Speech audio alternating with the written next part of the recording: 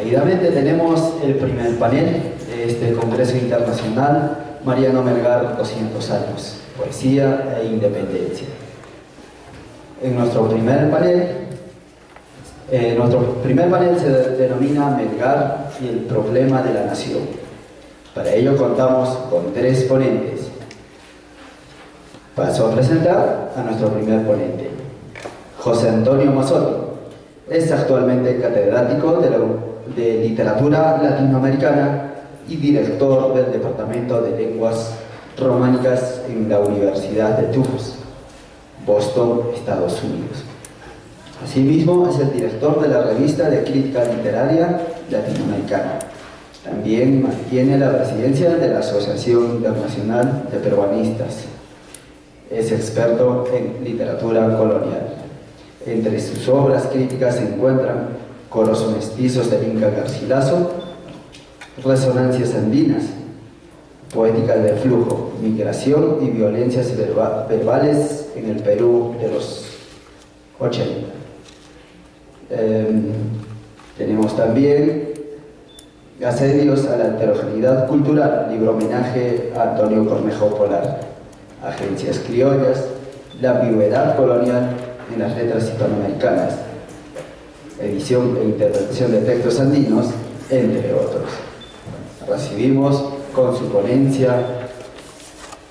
Nación criolla e independencia, una mirada desde la literatura, al doctor José Antonio Mazzotti.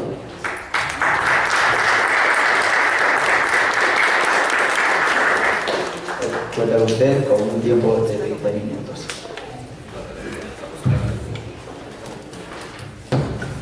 Trataré de ajustarme al tiempo asignado. El título de mi ponencia dice mucho de lo que voy a hablar, porque se trata de un acercamiento general, pero a la vez un acercamiento desde los estudios literarios. El problema de la nación, que como sabemos es un problema constante, en buena medida irresuelto en el Perú, ha sido abordado generalmente desde la historia. Y a lo largo de más de 20 años de investigación, cuando comencé un proyecto que se titula Lima Fundida, Criollos, Épica y Nación en el Virreinato Peruano, en alusión obviamente al famoso poema épico de Pedro Peralta, Lima Fundada, fui encontrando indicios de que los criollos beneméritos, ¿no?, este grupo de élite que se asumían como descendientes de los conquistadores, y había en varias ciudades, ¿no?, pero estaban sobre todo concentrados en Lima, se referían a sí mismos como una nación. Y eso me llamó mucho la atención porque, claro, cuando hablamos de nación peruana pensamos del siglo XIX en adelante. Pero escarbando en la etimología del término, que además viene del latín, los romanos usaban natio, ¿no?, que es equivalente a lo que los griegos denominaban como etnos. Por eso hablar de nación étnica es un pleonasmo. Se ubicaban como una colectividad dentro del gran panorama de la Magna Hispania, que estaba conformado por distintos reinos que a su vez tenían distintas naciones. Entonces, como se entendía el término en esa época, era lo que hoy más o menos hacemos cuando hablamos de grupos étnicos, no en el sentido del nacionalismo moderno, independentista, autonomista, sino de un grupo que tiene una homogeneidad relativa de lengua, raza, ascendencia religiosa o heroica y otros rasgos, localidad, una patria específica, como se llamaba en esa época, Lima o Arequipa o a Cusco. Y me he dedicado a estudiar eso y plantear cómo, quizá polémicamente, se puede entender el papel de esta nación criolla en el devenir de la independencia y las décadas que han seguido, incluso hasta bien entrado el siglo XX, no ya como un estado nacional, sino más bien como un estado de prevalencia étnica criolla. Y a eso voy a dedicarme con algunos indicios y citas que corroboran mi hipótesis. Por eso quiero comenzar proponiendo que existe una dialéctica temprana entre un grupo social, los criollos beneméritos, un género literario, en el caso específico de la poesía épica, pero también las crónicas de convento, y una identidad colectiva, que ya mencioné, de la nación étnica, que están, a mi juicio, íntimamente conectados. El hecho de que esta relación, aparentemente inaudita, no haya sido escudriñada, le debe mucho al estado de las ciencias humanas y sociales hasta hace pocas décadas.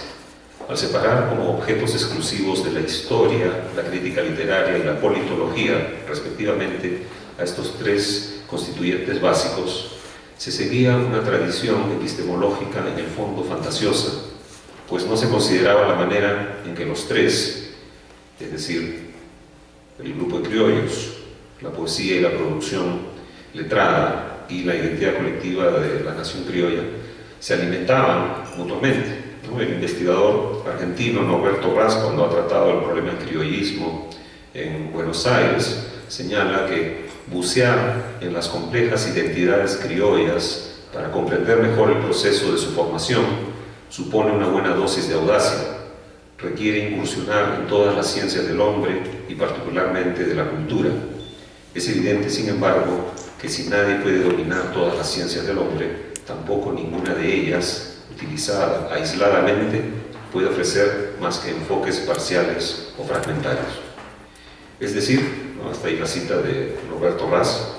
se abstraían de sus procesos de producción básica las acciones y discursos de aquellos individuos que, en consagrada frase de Bolívar en su famosa Carta de Jamaica, se convirtieron en el siglo XIX, cito,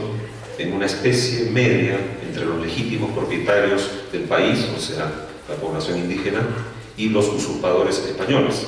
hallándose así los criollos en el caso más extraordinario y complicado, ¿no?, dice Simón Bolívar. Es importante advertir también que no concibo la identidad criolla como un ente monolítico o ahistórico. Por el contrario, se trata de encontrar lo que el gran investigador palestino Edward Said llamó los beginnings o los comienzos de una mentalidad, de una forma de ser, de una afirmación de preferencias culturales y prácticas políticas que pueden reconocerse mejor en el periodo independiente si es que se atiende a sus raíces y complejas ramificaciones coloniales. Por eso me centraré en un tema de la nacionalidad étnica criolla, específicamente la limeña, basada en un sentimiento colectivo que se colige de las exaltaciones del heroísmo y la grandeza de Lima y el Perú propaladas por sus cantores criollos. Estos no podían dejar de apoyarse en su conocimiento de la historia y la realidad indígenas, cuya presencia los obligaba a delimitar sus perfiles ideológicos y lealtades del lado de los peninsulares, como parte de lo que ya mencioné, lo que se entendía en la época como la gran nación hispana, la Magna Hispania, pero a la vez los hacía dialogar con su contexto inmediato para contraponerse a la creciente prevalencia de los funcionarios de la corona a partir de la decadencia del sistema encomendero con las leyes nuevas de 1542. Es decir, los criollos se encontraban en una situación de ambivalencia, no podían desligarse de la mayoría indígena ante la que indiscutiblemente asumían una posición de superioridad ontológica. Se fueron forjando así algunas de las características de un grupo de poder que, llegada la independencia a principios del siglo XIX, reafirmaría en la práctica, aunque ocultándolas en el discurso jurídico y político oficial, sus distancias con esas masas. De tal modo, se frustraba la posibilidad de un verdadero Estado nacional, según los modelos de la Ilustración europea y el nacionalismo moderno, y se creaba una particular formación sociopolítica de prevalencia étnica y racial neoeuropea dentro de un contexto radicalmente heterogéneo y plurirracial. Y hay que aclarar, por supuesto, que me estoy refiriendo al proceso de lo que hoy entendemos como la independencia del Perú, que se ha reducido a la intervención de San Martín y de Bolívar, ¿no?, a partir ya de 1820-1821. Esto no se aplica enteramente, por ejemplo, a una rebelión como la de los hermanos Angulo y Mateo Pumacahua, ¿no?, que es un caso que cabe discutir aparte. Pero en el contexto hispanoamericano no es arriesgado hablar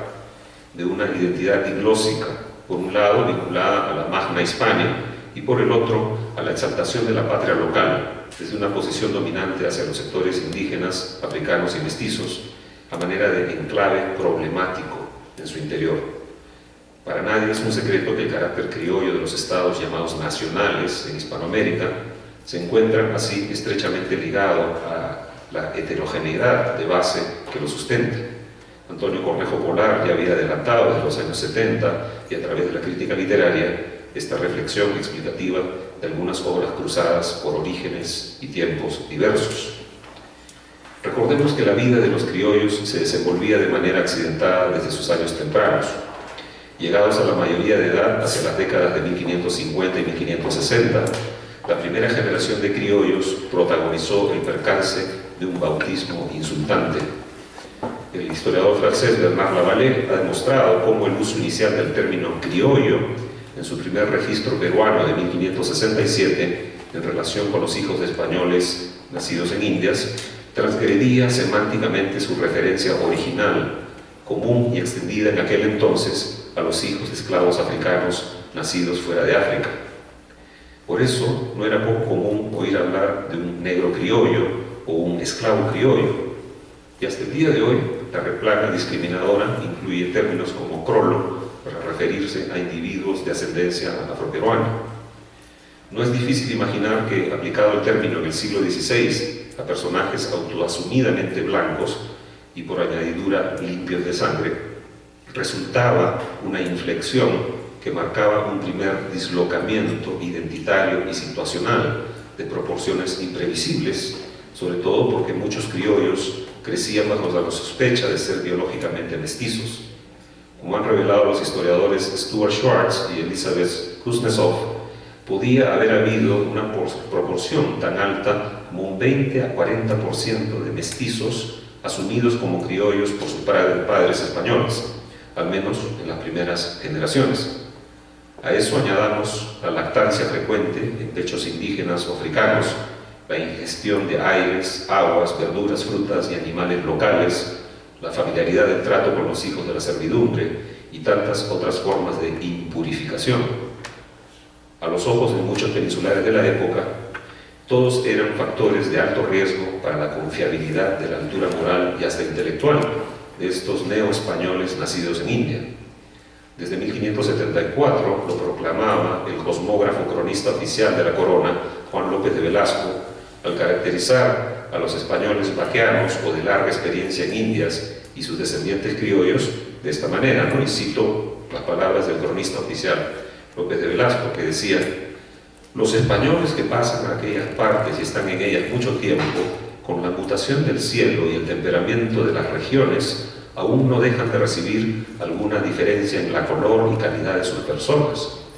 Pero los que nacen de ellos, que llaman criollos, y en todos son tenidos y habidos por españoles, conocidamente salen ya diferenciados en la color y tamaño, porque todos son grandes y la color algo baja, declinando a la disposición de la tierra, de donde se toma argumento que en muchos años, aunque los españoles no se hubiesen mezclado con los naturales, o sea, los indios, volverían a ser como ellos, y no solamente en las calidades corporales se mudan, pero en las del ánimo suelen seguir las del cuerpo, y mudando de él se alteran también, o porque por haber pasado aquellas provincias tantos espíritus inquietos y perdidos, los conquistadores, el trato y conversación ordinaria se ha depravado y toca más presto a los que menos fuerza de virtud tienen. Hasta ahí las palabras del cronista oficial de la corona. Entonces, la disminución ontológica ejercida por los peninsulares no podía ser menos evidente, condenando de antemano a los criollos y vaqueanos a ser simplemente indios en potencia por virtud de la prolongada exposición al medio americano. El problema, sin embargo, no era únicamente de pigmento ni de sospechosas influencias dietéticas y culturales. Había sin duda mucho más en juego. Las Indias se perfilaban desde antes del rápido triunfo de Hernán Cortés en México en 1521 como el espacio de la movilidad social acelerada para aquellos que se aventuraran en cualquiera de las entradas o cacerías de indios o poblaciones, como se llamaba la fundación de pueblos con cabildo. Esto implicaba exploraciones que podían arrojar resultados sorprendentes según la riqueza del nuevo territorio y la sofisticación de la cultura indígena invadida. Los primeros conquistadores pasaron así a convertirse en encomenderos, es decir, señores de la tierra según una antigua usanza medieval, que suponía el cuidado y evangelización de sus habitantes, pero que en la gran mayoría eran pasaporte seguro al enriquecimiento rápido.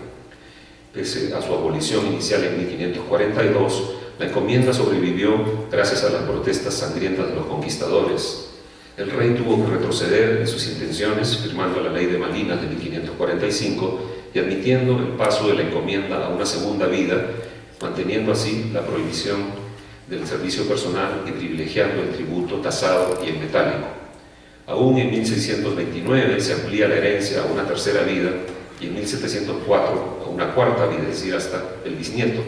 del encomendero. La abolición general se da finalmente en 1718, cuando ya la encomienda había perdido toda vigencia como institución económica. Sin embargo, revisando el discurso literario, ¿no?, de Pedro Peralta Ibarnuevo, el poeta épico desconocido Rodrigo de Valdés de 1687 y muchos más, ellos firmemente defienden la institución de la encomienda como la fórmula económica ideal, porque acusan a los corregidores españoles, a las autoridades españolas que solían venir por periodos de 6 años, de desinterés por el bien común, ¿no? Siempre están las teorías neotomistas en juego que los criollos dicen defender,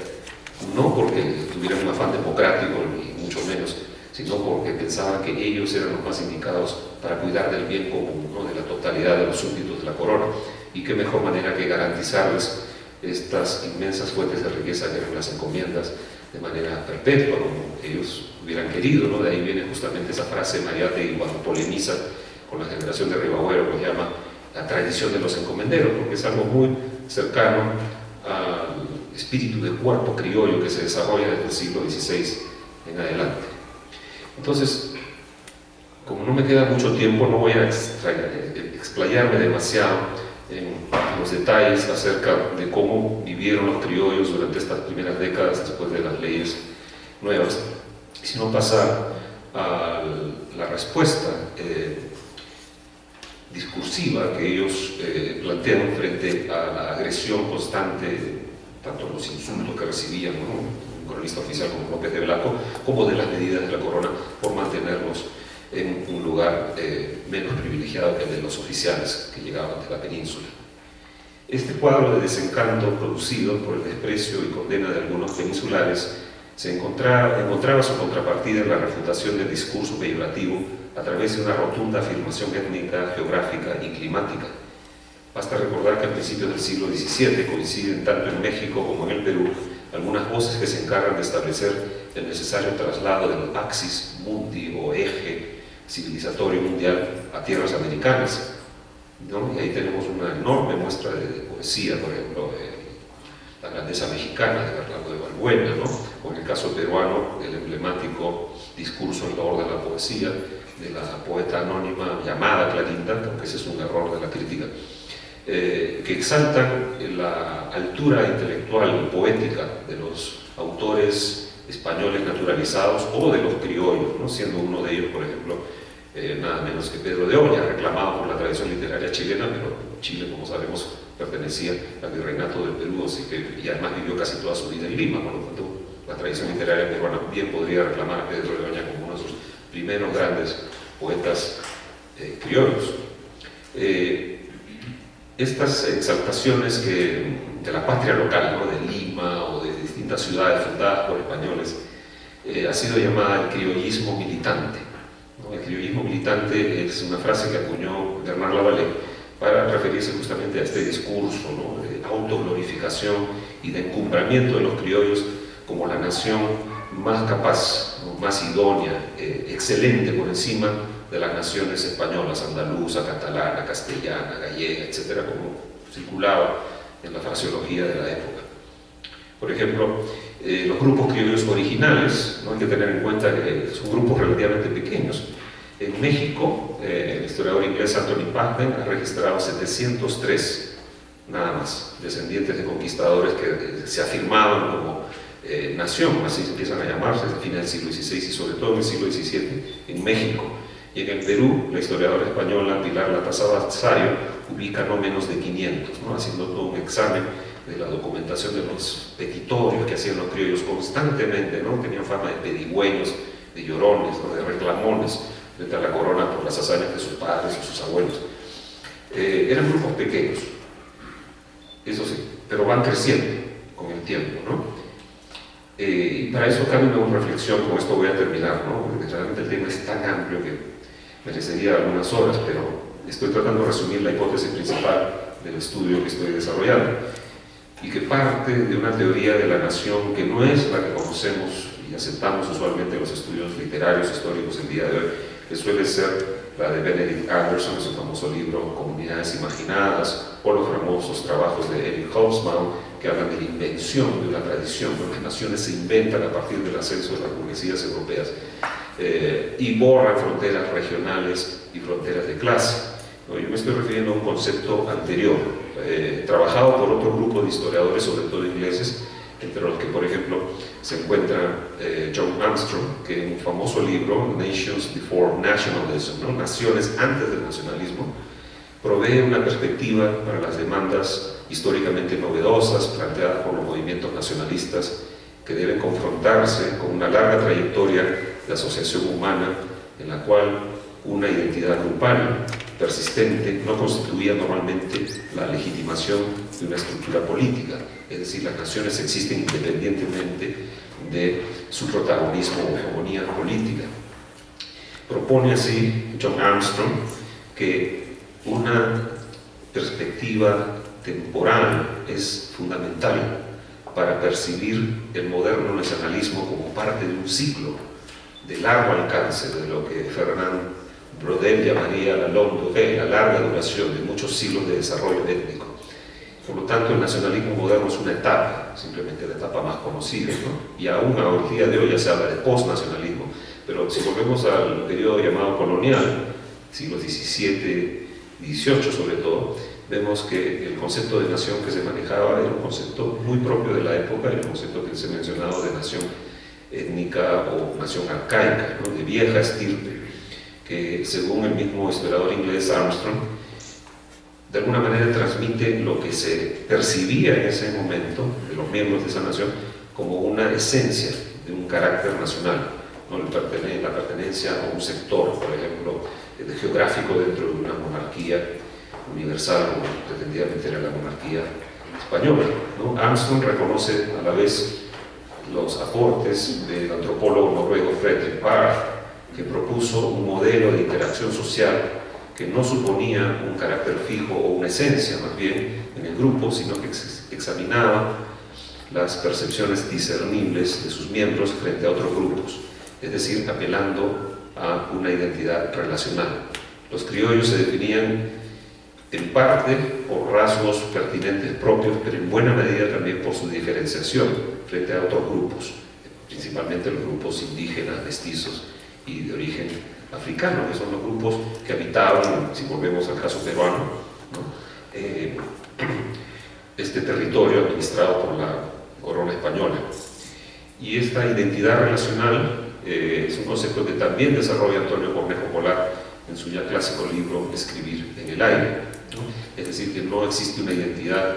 fuera de contexto, toda identidad es relacional e incluso situacional, algo que puede ocurrir a veces a nivel del individuo, pero imaginemos esto a nivel de las identidades colectivas, y de ahí vienen estos discursos, ¿no? Marcadamente racistas, marcadamente localistas, de sectores criollos hasta el día de hoy. Basta con ver la televisión, por ejemplo, para encontrarnos con algunos rezagos coloniales, ¿no? De esta discriminación que viene de épocas coloniales. Por último, un ejemplo de la exaltación de esta identidad criolla a través de un fraile, Fray Antonio de Montalvo, que distinguía a los criollos limeños como una nación con ese nombre en 1680, en un libro titulado El Sol del Nuevo Mundo. Cito a Montalvo: los hombres y mujeres que cría este nuevo mundo, por más proporcionados a la participación de los benévolos influjos de sus astros, gozan de excelentes calidades y de todos aquellos dones con que la naturaleza ilustra a sus muy favorecidos. Los cuerpos de las mujeres tienen mucha alma, las almas de los hombres mucho entendimiento, y todos en común buenos talles, hermosas caras, afables condiciones y liberales ánimos.